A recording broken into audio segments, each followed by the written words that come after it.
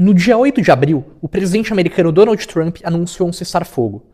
O petróleo caiu, as bolsas subiram, o mercado respirou. Só tem um pequeno problema. O estreito ainda continua fechado.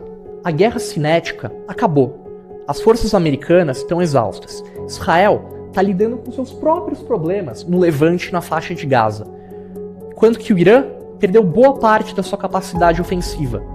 Na prática, o conflito esfriou, mas as cicatrizes estruturais permanecem, mais abertas do que nunca. A região da Pérsia sempre foi um ponto muito estratégico. E não é de hoje. Isso já vem desde o Império Aquemênida, no século V a.C. A Pérsia é a interseção entre o Oriente Médio e o Extremo Oriente, entre a Europa e a Ásia. É ela que sempre fez a ponte entre esses dois mundos. Eles sempre tiveram o controle principal das rotas comerciais. E hoje a gente está vendo o peso disso com o fechamento do Estreito de Hormuz. Como que um estreito de só 30 quilômetros que você atravessa a nado consegue colapsar tanto a economia mundial? Simples, porque por lá passa 20% de todo o petróleo mundial, 20% de todo o LNG e quase 50% do fertilizante. O Irã já ameaçou antes de fechar o estreito, mas ele nunca chegou a de fato fazer isso como fez agora. E como chegamos nesse ponto? Bom, tudo começou em 2023, no dia 7 de outubro, quando o Hamas fez um ataque violento no território de Israel. Isso gerou uma série de conflitos que se arrastaram por todo o Oriente Médio, desde o Mar Vermelho com os Houthis até o Líbano e a Síria. E não para por aí. Os Estados Unidos e Israel constantemente conduziram uma série de ataques a instalações militares e principalmente nucleares no Irã, o mais famoso tendo sido em junho de 2025. A situação foi escalando até um ponto que os Estados Unidos, em uma operação conjunta com Israel, mataram o líder iraniano Ali Khamenei, que estava trancado em um bunker escondido por causa de protestos internos que o país estava vivendo. Com isso, a FGC, a Guarda Revolucionária Iraniana, tomou conta do governo e de lá para cá eles começaram a tomar uma série de ações extremamente hostis como forma de retalhar o assassinato de seu líder. Entre elas, o fechamento do estreito. Mas não para por aí. Eles também conduziram uma série de ataques assimétricos contra navios, instalações, terminais de petróleo e até alvos civis nos outros países do Golfo, como Arábia Saudita, Omã e Emirados Árabes. Tudo isso buscando pressionar os americanos para conduzirem uma negociação de cessar-fogo e retirarem as tropas da região. O conflito ficou andando de lado. Várias tratativas tentaram conduzir um cessar-fogo ou algum acordo para parar com essa palhaçada, mas nenhum foi para frente. Dia 8 de abril, Donald Trump anunciou um cessar-fogo, que não vingou. Israel violou atacando o Líbano no dia seguinte e o Irã retalhou, fechando o estreito novamente. Algum tempo depois, o estreito foi reaberto pelo Irã, mas o Donald Trump, numa atitude totalmente quinta série, resolveu ele fechar o estreito. E aí ficamos no impasse. O Paquistão, Islamabad, está tentando intermediar a situação, mas mesmo assim não foi a lugar nenhum.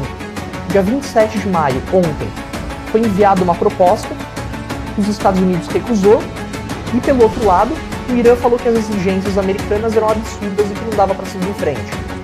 Resultado, hoje, 27 de maio, o conflito completa 3 meses sem sinal claro de um desfecho eminente. Um dos principais ativos impactados por essa treta, e que é o mais óbvio assim da gente ver logo de cara, é o gás natural. O Catar é um dos maiores produtores e exportadores de gás natural do mundo, e o gás qatari passa pelo Estreito de Hormuz. É ele que fornece boa parte do gás usado nas termoelétricas europeias para geração de energia. Na última década, a Europa ficou dependente do gás russo para geração de energia, o que é uma puta de uma ideia ruim, né? Se depender do Putin para não congelar no inverno. Brilhante. E eles se tocaram disso só em 2022, quando estourou o conflito na Ucrânia, e o Putin virou e falou, não, mano, acho que eu vou fechar a torneira aqui, vocês que se virem aí. Então, eles buscaram outros fornecedores. E quem foi o escolhido da vez para substituir a Rússia? O Catar. E novamente, 3 anos depois, está mostrando que é uma péssima ideia você terceirizar toda a sua segurança energética para um país que está numa zona de conflito. Então, os europeus vão começar a reacender o debate sobre segurança energética. quais são as melhores fontes, as melhores alternativas para a gente conseguir gerar energia em massa. Eles já tentaram energias renováveis, solar, eólica, catavento, maré motriz, não deram certo. A Europa não tem a abundância de rios que nem o Brasil e a abundância de sol que nem os Emirados Árabes para geração infinita de energia renovável. No final, por eliminação, eles vão ter que acabar recorrendo à boa e velha energia nuclear. E isso já está acontecendo, tá? A Alemanha já está reativando usinas nucleares, o Japão está resgatando uma série de projetos antigos relacionados ao assunto, e no longo prazo a demanda por urânio vai crescer significativamente. O problema, a oferta de urânio é inelástica. Tá, e o que isso quer dizer, André? Quer dizer que você não sai furando mina, abrindo buraco na terra e tirando urânio do chão só porque alguém está aqui precisando. São processos muito complexos de prospecção de jazida, de licenciamento, de extração e manipulação que levam décadas para ficarem prontos. E como a oferta não acompanha a demanda, o preço explode. Existe uma série de mineradoras em várias jurisdições que podem se beneficiar desse preço. Por exemplo, a UUU Energy Fuels é uma excelente mineradora, ainda é considerada grau especulativo, mas eu gosto muito do papel deles. E se você quer alguma coisa um pouco mais segura, tem a CCJ, que é uma mineradora canadense, é a líder no setor e a principal fornecedora de urânio para a Europa. Outra classe de ativo que sai muito beneficiada disso é tudo relacionado ao frete marítimo, desde seguro até o próprio transporte de mercadorias. E é uma questão geográfica. Ou o navio fica parado com a carga mofando, ou ele faz um desvio enorme. Consequência, o preço do frete explode. Ou a questão do seguro. O prêmio de guerra, o War Risk Prize, disparou. Os seguros marítimos na Bolsa de Londres, a Lloyds, foi para o espaço. É muito similar ao que aconteceu em 2024, quando os Houthis criaram uma baderna lá no Mar Vermelho. O precedente já tem. Essas empresas tiveram lucros históricos na época que isso aconteceu. A diferença é que agora a escala é muito maior.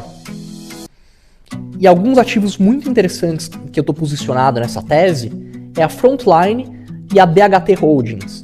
Outra bem bacana é a Nordic American Tankers, que é uma empresa de tankers, de navios de transporte de combustível, LGN, que vai se beneficiar muito com o custo do frete aumentando. E por fim, a gente tem uma tese um pouco mais inusitada, mas com muito potencial, que casa com diversas outras teses nossas, que é a questão das terras raras. O conflito exigiu o uso massivo de mísseis Patriot dos sistemas de defesa americano para fazer a cobertura contra os ataques iranianos nos aliados dos Estados Unidos na região. Arábia Saudita, Catar, Emirados, todos eles acabaram com os estoques de míssel Patriot. Tanto é que os americanos tiveram que remover mais desses lançadores que estavam lá na Ásia, em Taiwan e Okinawa, para cobrir a escassez que gerou no Oriente Médio. O estoque foi completamente pro ralo e vai ter que ser reposto. Não dá para ficar sem. E esses mísseis exigem muito de terras raras, muitos magnetos, para fazer os seus componentes eletroeletrônicos. Além disso, a guerra mostrou que é muito caro você gastar um míssil de 4 milhões de dólares para bater um drone de 20 mil. Essa guerra assimétrica gera necessidade de buscar outros caminhos de combater nessa frente. E qual caminho é esse na guerra anti-drone warfare que chama? Geradores de pulso eletromagnético capazes de desligar os drones em ar, ou drones suicidas que interceptam os drones em ar e explodem eles antes de atingirem o alvo. E o que eles têm em comum? O uso massivo de terras raras para os componentes eletroeletrônicos. E como se posicionar nisso? Bom, tem duas ações que eu gosto muito. Uma é a MP Materials, que é a maior produtora de terras raras nos Estados Unidos. Ela é uma empresa sólida, com praticamente monopólio em minas AAA na Califórnia. Então é uma aposta muito boa, muito segura. E a terceira é a United States Antimony Corp. A tese do antimônio é um pouco inusitada, muita gente nem sabe o que é antimônio, mas é um elemento de terra rara essencial para catalisadores e outros sistemas que fazem parte da rede de defesa americana. E essa é a análise que nenhum portal fez, porque ficaram todos olhando para o petróleo, enquanto que eu já estou desde março batendo na tecla do urânio. Mais tarde aprofundei para as terras raras e agora para o shipping. Se você gostou desse tipo de análise e quer ver mais cadeias inusitadas como essa, se inscreve aí. E agora, me conta, qual foi a tese que você mais achou interessante?